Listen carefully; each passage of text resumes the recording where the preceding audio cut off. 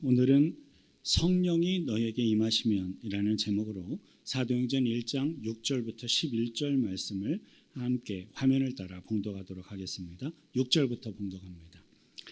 그들이 모였을 때에 예수께 여쭈어 이르되 주께서 이스라엘 나라를 회복하심이 이때니까 하니 이르시되 때와 시기는 아버지께서 자기의 권한에 두셨으니 너희가 알 바 아니요 오직 성령이 너희에게 임하시면 너희가 권능을 받고 예루살렘과 온 유대와 사마리아와 땅 끝까지 이르러 내 증인이 되리라 하시니라. 이 말씀을 마치시고 그들이 보는데 올려져 가시니 구름이 그를 가리어 보이지 않게 하더라. 올라가실 때에 제자들이 자세히 하늘을 쳐다보고 있는데 흰옷 입은 두 사람이 그들 곁에 서서 이르되 갈릴리 사람들아 어찌하여 서서 하늘을 쳐다보느냐 너희 가운데서 하늘로 올려지신 이 예수는 하늘로 가심을 본 그대로 오시리라 하였느니라. 아멘. 십자가에 못 박혀 죽으셨다가 3일 만에 부활하신 예수님께서는 제자들에게 우리들이 흔히 지상대명령이라고 부르는 그 명령을 선언하셨습니다.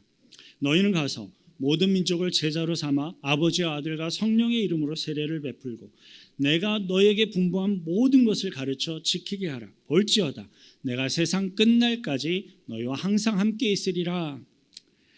그리고는 예루살렘을 떠나지 말고 아버지께서 약속하신 것을 기다려라 라고 또 명령하셨습니다.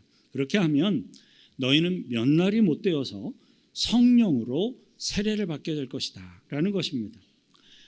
부활하신 예수님의 이 지상대 명령과 성령 세례의 약속은 참으로 놀랍고 위대한 하나님의 은혜이고 놀라운 선물이었습니다.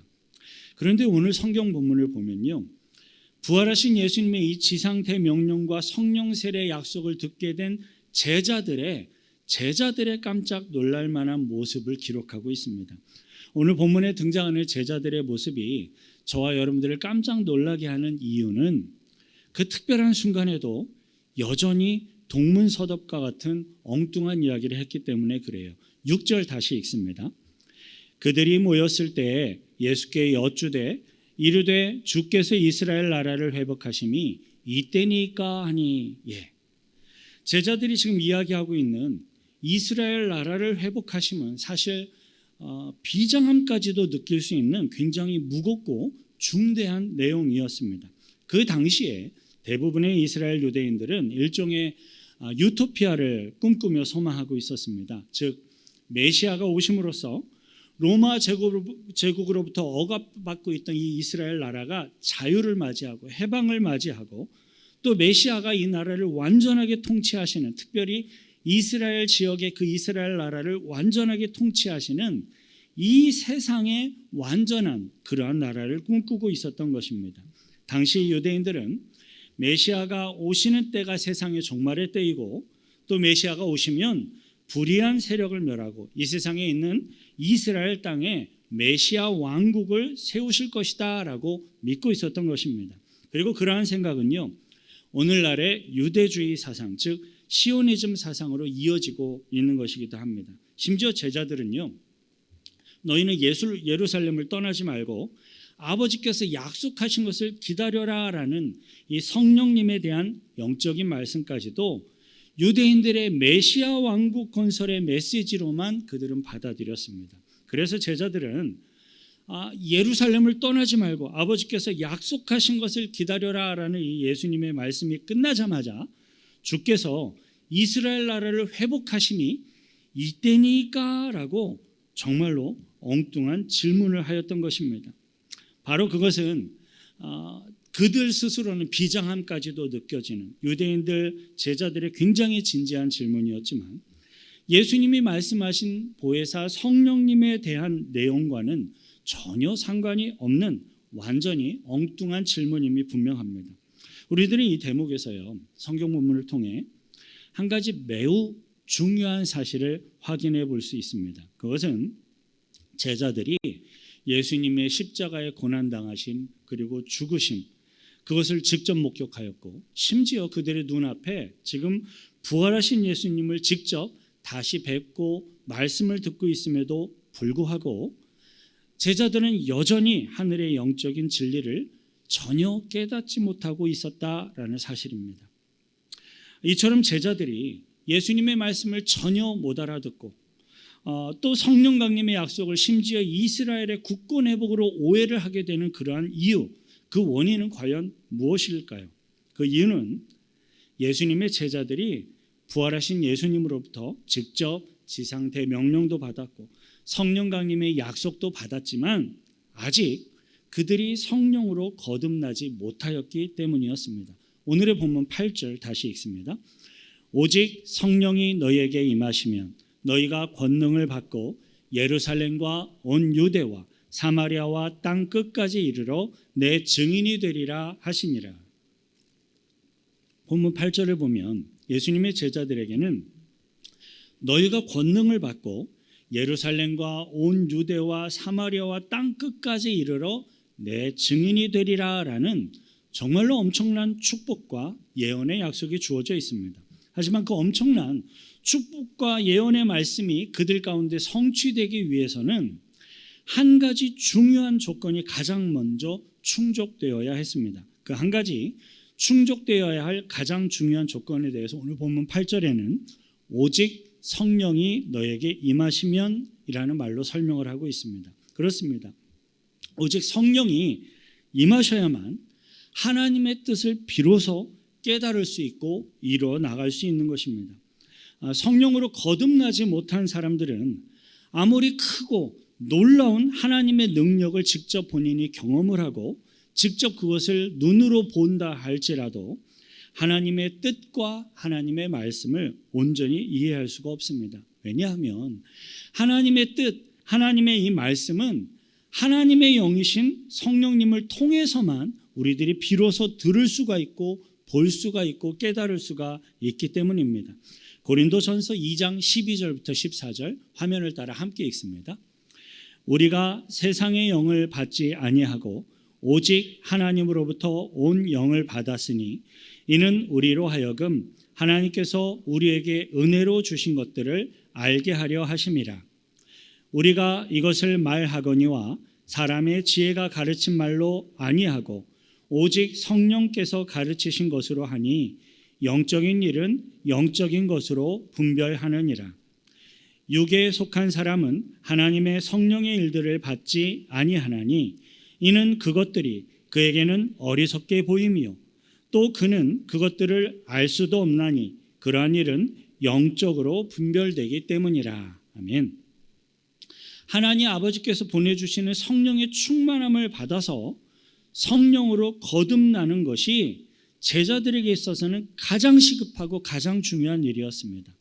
성령으로 거듭나야만 비로소 예수님이 성취하신 십자가 구원의 복음을 깨닫고 증거하는 증인이 될 수 있기 때문입니다. 아무리 예수 그리스도의 십자가 복음을 보았고 알았고 그것을 인정해도 성령으로 내가 거듭나지 못하면 예수님의 증인으로서 복음 증거의 삶을 살아갈 수가 없는 것입니다. 이제 우리들은요, 성령의 충만함을 받은 성령 충만한 성도들과 성령 세례를 받지 못한 기독교 공동체 안에 속해 있기는 하지만 성령의 거듭남이 무엇인지 전혀 이해하지 못하는 신앙인들에 대해서 함께 생각을 해보려고 합니다. 성령의 충만함을 받으면 우리 성도들에게는 어떠한 변화, 어떠한 일들이 일어나게 되는 것입니까? 첫째, 성령의 충만함을 받으면 권능을 받고라는 이 예수님의 말씀처럼 능력을 받게 됩니다. 지금 성경이 이야기하는 이 능력이라는 것은 세상의 사람들이 흔히 이야기하는 어떤 세상적인 권력이나 어떤 인간적인 능력을 의미하는 것이 아니라 하늘에 속한 영적인 하늘의 능력입니다. 하늘의 능력은 가장 먼저 내적이고 영적인 능력을 생각해 볼 수가 있어요. 성경의 스데반 집사는요, 예수 그리스도의 복음을 증거하다가 유대인들이 던지는 돌에 맞아서 죽어가는 그 순간에도 하늘을 우러러 하나님의 영광을 보며 노래할 수 있는 평안과 평강을 소유했습니다. 사도 바울은 예수 그리스도의 복음을 증거하다가 감옥에 갇히게 되었는데 감옥에서도 평안과 기쁨으로 찬송을 부르며 주님을 예배할 수 있었습니다. 우리 한국의 기독교 역사에 큰 일을 감당하셨던 손양원 목사님은 자신의 친아들을 죽인, 정말로 아들을 죽인 살인자, 그 원수 같은 사람을 용서하고 사랑으로 품으며 받아들일 수 있었습니다. 어떻게 죽일지라도 시원하게 분이 풀리지 않을 만한 그 원수를 용서하고 사랑으로 품을 수 있는 힘과 능력이 우리 인간 안에 있을 수 있을까요? 그러한 능력은요, 우리 인간 스스로는 불가능한 것입니다. 성령님을 통해서 부어지는 하늘로부터 오는 능력입니다. 저와 여러분들에게는 사랑할 수 있는 능력, 용서할 수 있는 능력, 원수를 위해 축복하며 기도할 수 있는 하늘의 능력이 성령님을 통해서 매일같이 부어지고 그 능력 가운데 살아가시길 축원드립니다. 그 다음으로 하늘의 능력은 성령님의 뜻에 따라 이렇게 외적으로 보여지는 능력으로도 나타날 수 있습니다. 마가복음 16장 17절부터 18절 함께 읽습니다. 믿는 자들에게는 이러한 표적이 따르리니 곧 그들이 내 이름으로 귀신을 쫓아내며 새 방언을 말하며 뱀을 집어올리며 무슨 독을 마실지라도 해를 받지 아니하며 병든 사람에게 손을 얹은즉 나으리라 하시더라. 아멘. 하늘의 성령님을 통하여 부어지는 이 하늘의 능력은 우리 성도들의 영혼, 성도들의 마음, 성도들의 어떤 생각뿐만 아니라 성령님의 뜻에 따라 초자연적인 능력과 현상으로 실제적으로 우리들의 삶 가운데 나타날 수도 있습니다. 제가 항상 나타난다고 하지 않았습니다. 왜냐하면 그것은 내가 원할 때 내가 원하는 대로 내 뜻대로 되는 게 아니라 성령님의 뜻에 따라 성령님의 필요에 따라 나타나는 것이기 때문에 그래요. 하나님께서는 예수 그리스도의 십자가 구원의 복음을 증거하기 위해서 필요에 따라 병을 고쳐주시기도 하고 필요에 따라 귀신이 쫓겨나가게 하시고 또 필요에 따라 성령님의 뜻에 따라 놀라운 초자연적인 능력이 분명하게 나타나기도 합니다. 해를 받지 않기도 해요. 저는 믿습니다. 성경에 기록하고 있는 모든 은사와 기적 실제로 경험한 것도 있고요. 실제로 저는 믿습니다. 다만 우리들이 원하는 시기와 때에 우리들의 마음대로 나타나지 않을 뿐이에요. 하나님이 필요하시면 지금 살아가고 있는 이 세상에도 하나님의 능력으로 필요한 일들을 행하실 것입니다. 성령님의 뜻과 필요에 따라 예수 그리스도의 복음을 증거하기 위하여 주어지고 나타나며 증거되는 것을 믿으시길 바랍니다. 둘째, 성령의 충만함을 받으면 내 증인이 되리라 라는 예수님의 말씀처럼 복음 증거의 증인이 될 수 있습니다. 저와 여러분들은 혹시 이 가운데 예수 그리스도의 십자가 죽으심을 직접 보신 분이 있으세요? 우리들 가운데 아무도 예수 그리스도의 십자가 죽으심을 직접 본 사람은 없습니다. 직접 예수님을 만져본 사람도 아예 없습니다. 직접 예수님을 만나서 대화해 본 사람도 아예 없습니다. 하지만 그럼에도 불구하고 저와 여러분들에게 성령이 임하시면 직접 눈으로 보고 직접 만져보고 직접 예수님을 만나서 대화한 사람들보다도 더욱더 확고한 확신과 믿음을 주셔서 예수님의 증인이 되게끔 하시는 것을 믿으시길 바랍니다. 우리들에게 성령으로 임하셔서 믿음 주신 것이고 우리들에게 성령으로 임하셔서 그 믿음을 증거할 수 있게 하시는 것을 하나님 앞에 믿으며 예배하시길 바랍니다. 요한복음 20장 29절 함께 읽겠습니다. 예수께서 이르시되 너는 나를 본거로 믿느냐? 보지 못하고 믿는 자들은 복되도다 하시니라. 아멘. 저와 여러분들은 성령의 임하심과 성령의 증거를 통해 예수님을 직접 눈으로 본 적도 없고 만져본 적도 없고 대화해 본 적도 없지만 예수님을 생생하게 증거하는 예수님의 증인들이 되시길 축원드립니다. 이제는 기독교 공동체 안에 속해 있으면서도 성령 세례를 받지 못한 신앙인들, 종교인들에 대해서 생각해 볼 차례입니다. 예수 그리스도의 십자가 죽음도 알아요. 부활하심도 알아요. 그리고 물어보면 인정합니다. 그렇게 인정하는 크리스천이 성령의 충만함을 받지 못하고 성령으로 거듭나지 못하면 어떠한 일들이 일어나게 되는 것입니까? 그렇게 되면 예수님의 십자가 복음의 증인이 되지를 못하고요, 온 힘과 관심을 엉뚱한 일에 쏟으며 엉뚱한 일을 하며 살아가는 온전하지 못한 크리스천이 되고 맙니다. 우리들이 살아가고 있는 이 세상에는 영적으로는 의미 없는 삶을 살아가는 온전하지 못한 크리스천들이, 그리고 이단들이 생각보다 많이 있습니다.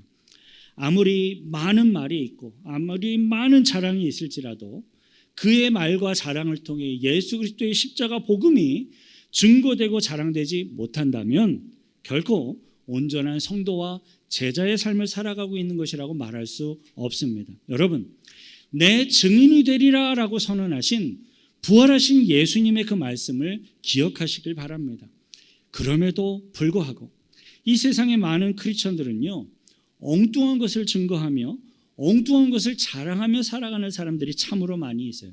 가장 대표적인 경우를 예를 든다면 예수 그리스도의 증인, 예수 그리스도의 구원의 십자가 복음의 증인이 아니라 마지막 때와 마지막 날의 증인으로 살아가는 사람들이 참 많이 있습니다. 자칭 크리스천이라 말을 하면서도 예수 그리스도의 십자가 복음을 증거하는 것이 아니라 온갖 음모론과 성경의 예언을 자기 마음대로 섞어서 종말의 때와 종말의 날을 이야기하며 사람들로 하여금 공포심을 일으키고 공포심을 조장하는 거예요.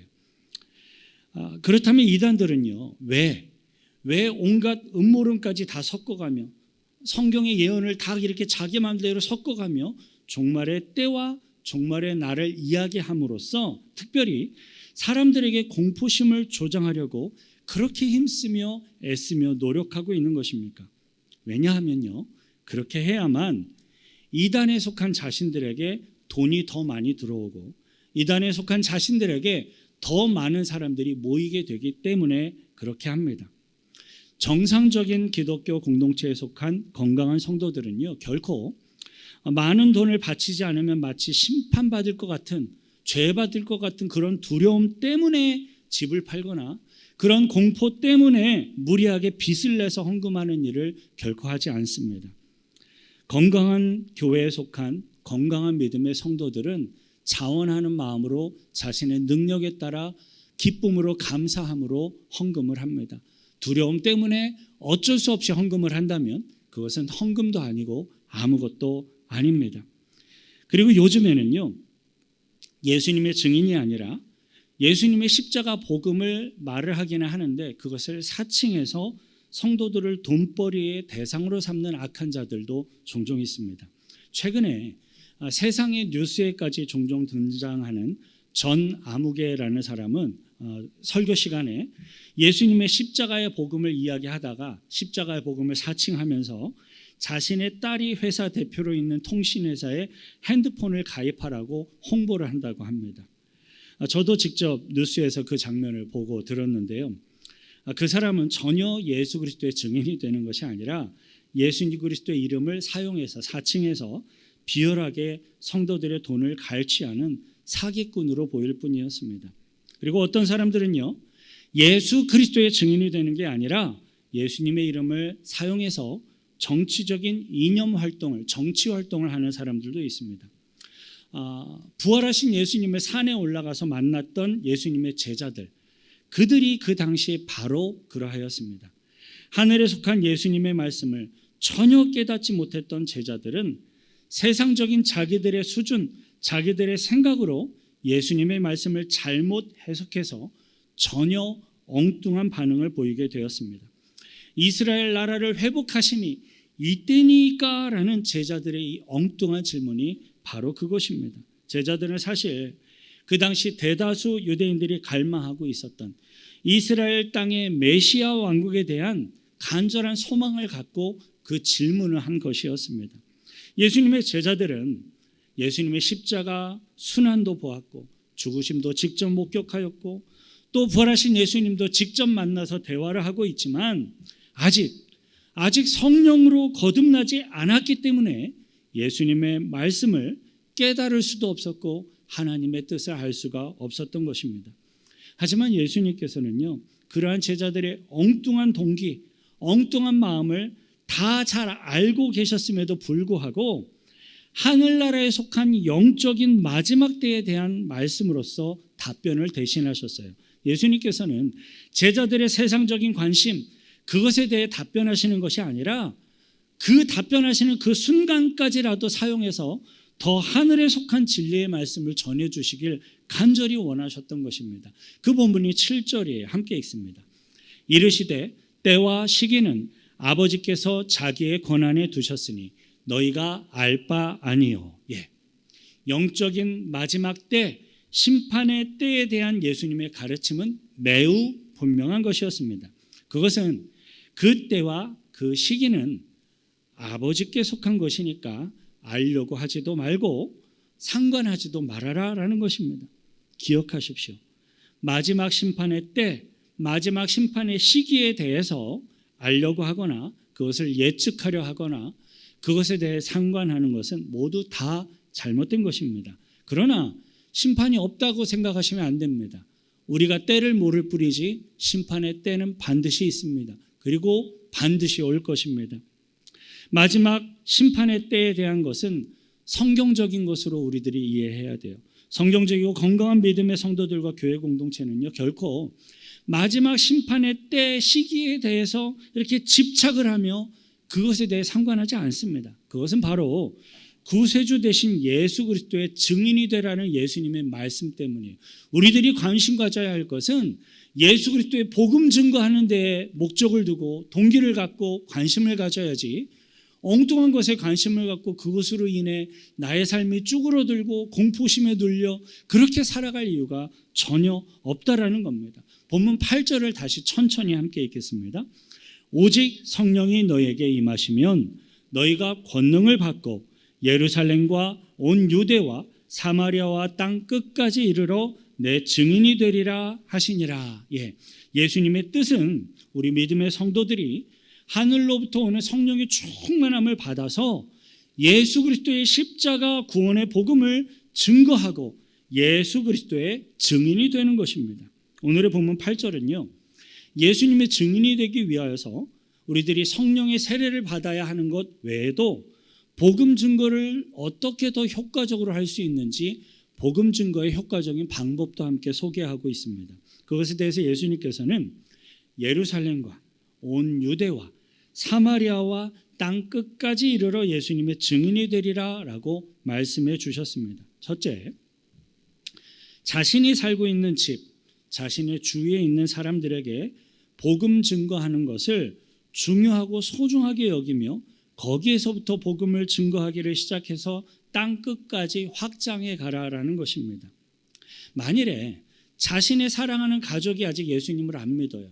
신앙생활을 안 해요. 그런데도 사랑하는 가족과 친족과 이웃들에게 전혀 복음을 전하지도 않고 증거할 마음도 없고 권유하지도 않으면서 단지 멀리 떨어져 있는 얼굴도 모르는 나라의 세계 선교에만 관심이 있다면 그것은 뭔가 부족한 겁니다. 뭔가 잘못된 겁니다.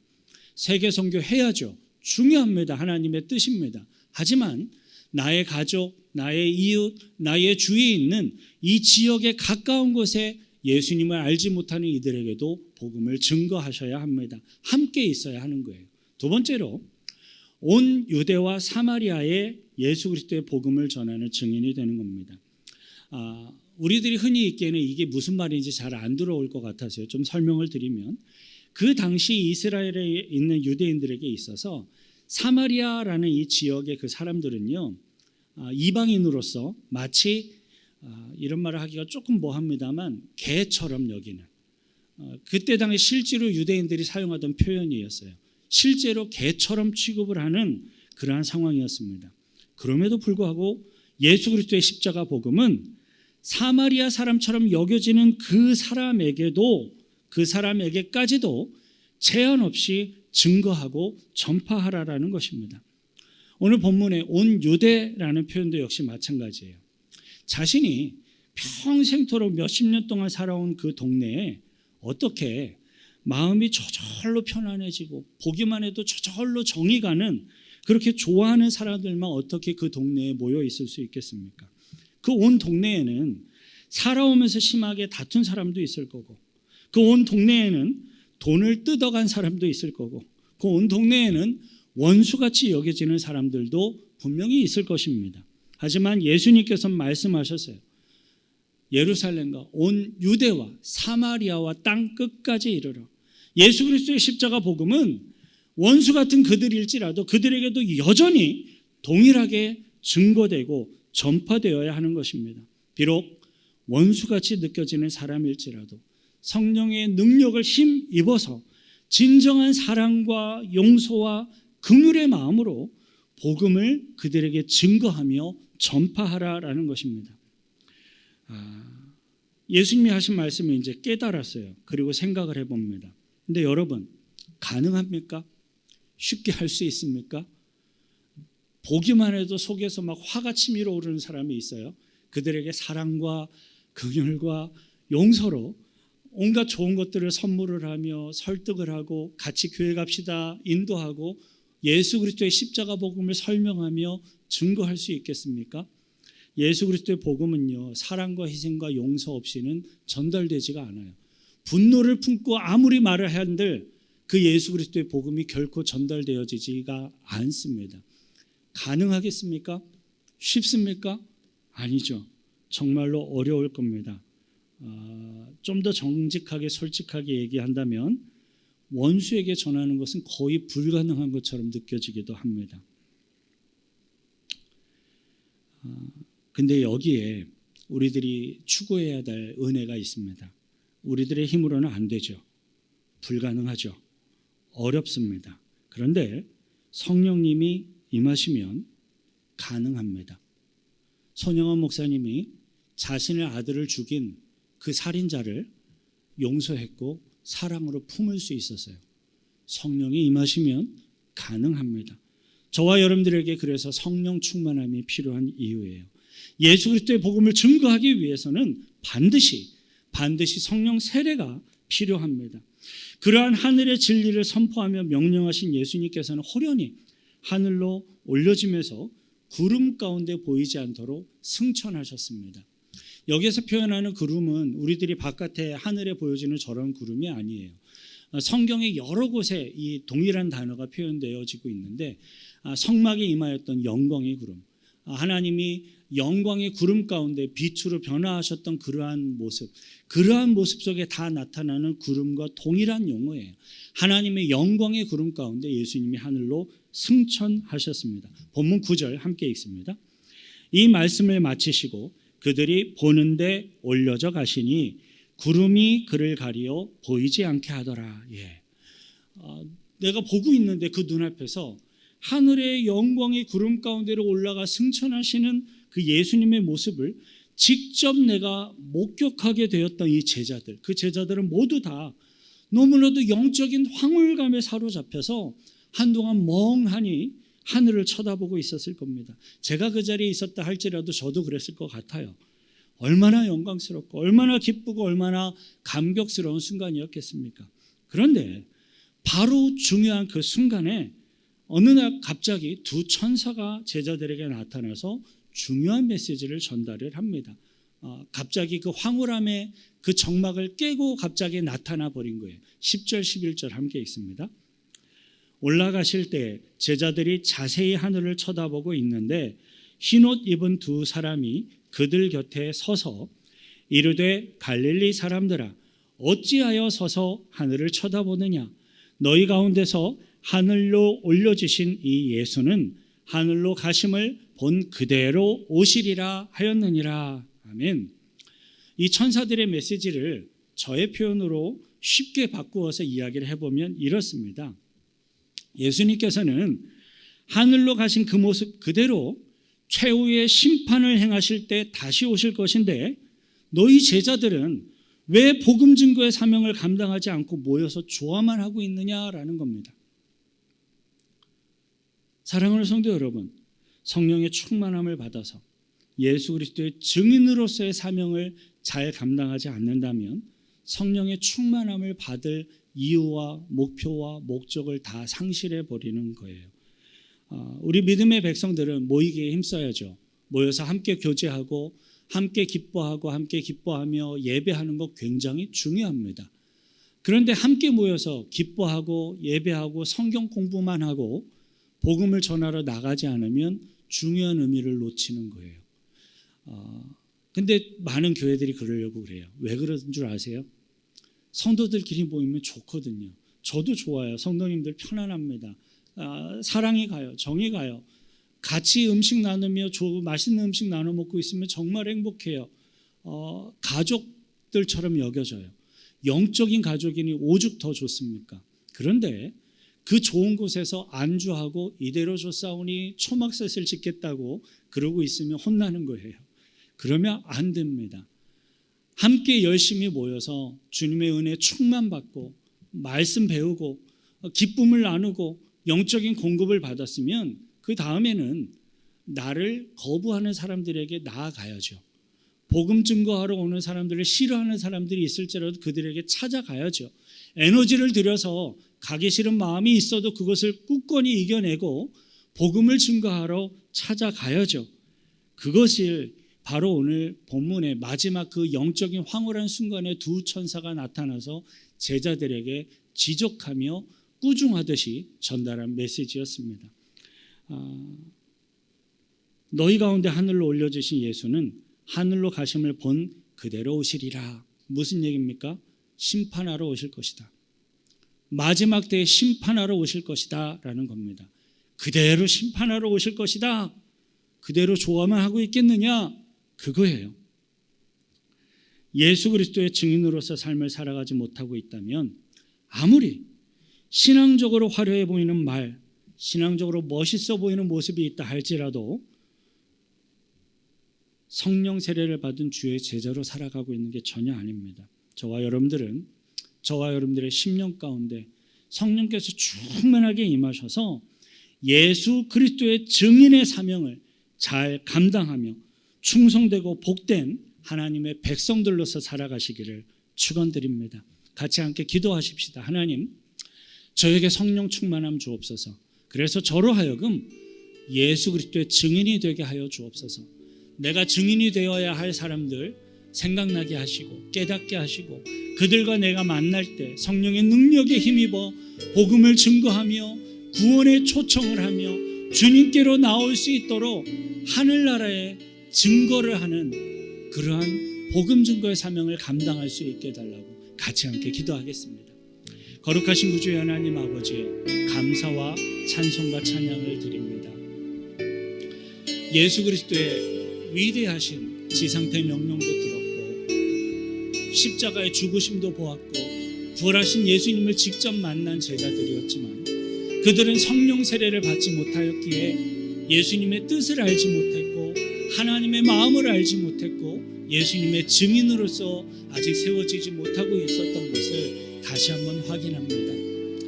우리들이 이 세상에서 믿음 생활을 하며 기적을 경험하는 것도 좋고 성령의 능력 가운데 황홀감에 빠져 기쁨으로 예배하는 것도 좋지만 그 모든 것들 외에 세상 가운데 나아가 복음을 증거하는 증인으로서의 삶을 살아야 하는 것이 우리들의 삶의 목표이고 예수님이 명령하신 것임을 기억하기를 소망합니다. 그리고 그 예수님의 명령에 따라 순종하며 사명을 감당할 수 있는 우리들이 되어지도록 성령의 능력으로 우리들을 붙잡아 주시고 사용하시고 영광 거두어 주옵소서.